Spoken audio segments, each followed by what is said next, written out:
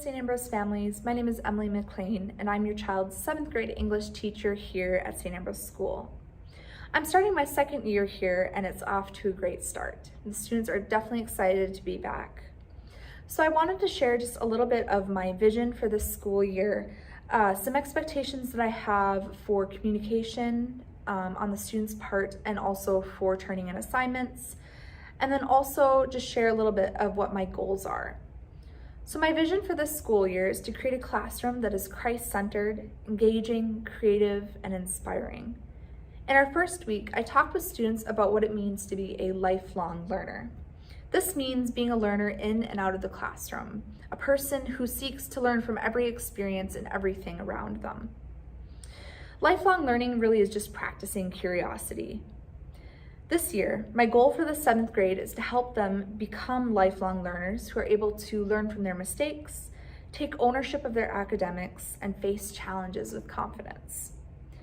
We started the journey of lifelong learning by creating SMART academic goals. I had students think about where they had challenges and then had them craft a goal in that area.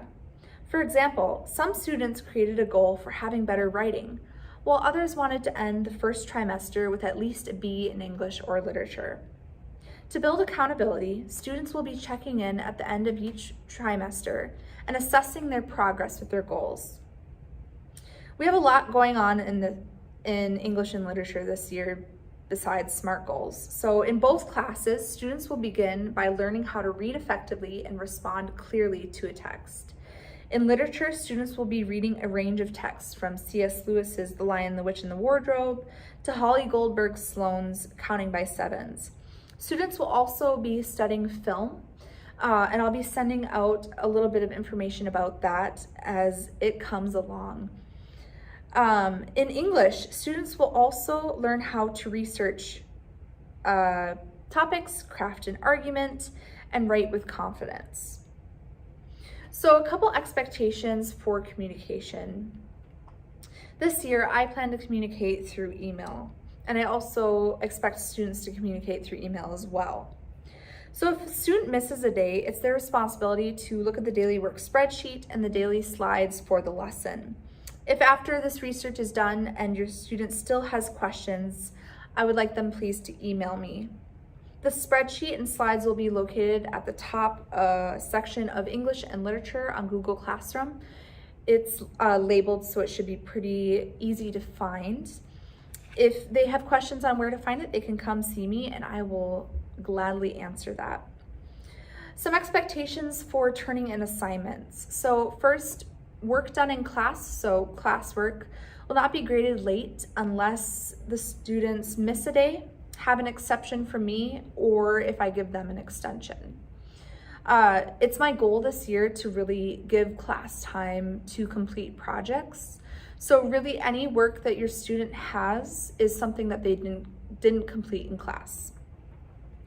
Also, for bigger assignments like quizzes, tests, papers, each day late will result in a point being taken off, unless there's an exception. If a student misses a day, there's one extra day to make up classwork or assignments. If one day is missed, the amount of days missed will be how many extra you'll have. So for example, 2 days missed will equal 2 days extra, 3 days missed will mean 3 days extra, and etc. With all of this being said, the biggest thing I can ask of you is to remind your student of his or her responsibility to take initiative. This means researching what he or she missed in class, emailing me with questions, and/or talking to me. I've already seen this from students, so I don't think it'll be too much of a concern this year. As for goals, I have 3 main goals this year. First, I want to develop critical thinkers in my classroom. I want students to read literature, so that would mean news, textbooks, novels, films, and instantly have questions about it. Reading is not meant to be a passive activity. Specifically, I want students to practice reading and responding to a text. This week, I'll be doing a notice and note overview lesson. This is a reading strategy that has students consistently responding to the text as they read. I encourage you to look it up, it's very interesting.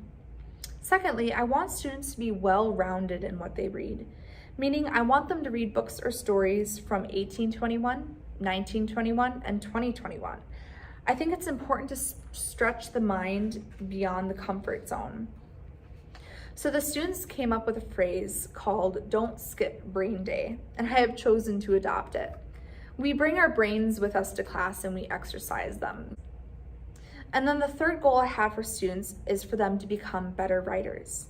This year, we'll be working on the writing process, which breaks up the writing of a paper into the stages of pre-writing, drafting, revising, editing, and publishing.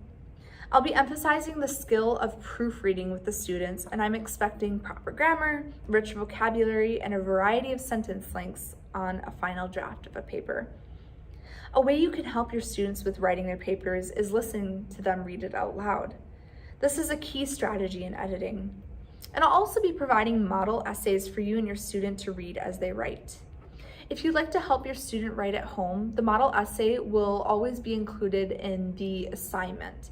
So where the student is writing their paper on Google Classroom, there will be a link or a way to click on a model essay.